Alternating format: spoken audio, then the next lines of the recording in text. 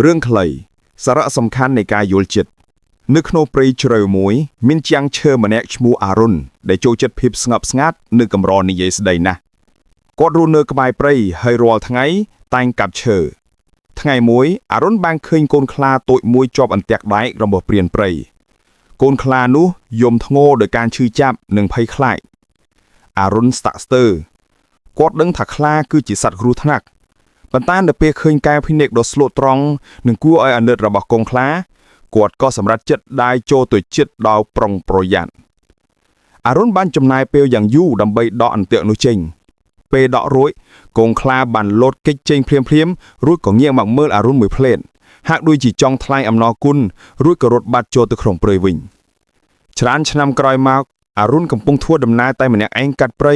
ហើយក៏ត្រូវចៅព្រៃមួយក្រុមវាចាប់គាត់ពួកគេបានចងគាត់ជាប់នឹងដើមឈើហើយរៀបនឹងធ្វើបាបគាត់ភ្លាមនោះស្រាប់តែមានខ្លាធំមួយក្បាលលេចមុខឡើងយ៉ាងលឿនចេញពីកំពូលព្រៃហើយគ្រហឹមឡើងយ៉ាងខ្លាំងគួរឲ្យខ្លាចចៅព្រៃទាំងនោះភ័យស្លន់ស្លោហើយបរត់ចែកផ្លូវគ្នាអស់ខ្លាធំនោះបានដើរចូលមកជិតអារុនយឺតហើយអារុនក៏ចាប់ផ្ដើមភ័យខ្លាចយ៉ាងខ្លាំងប៉ុន្តែនៅពេលខ្លានោះចូលមកជិតវាមិនបានធ្វើអ្វីគាត់ឡើយ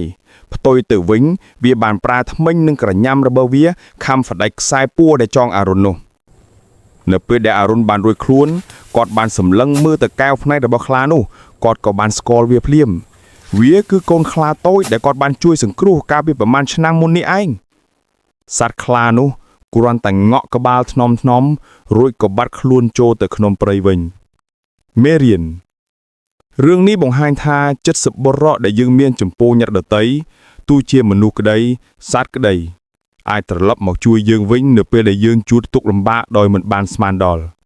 ការយល់ចិត្តនិងការអាណិតអាសូរគឺជាចំណងដ៏មានឥទ្ធិពលបំផុតរវាងជីវិតទាំងអស់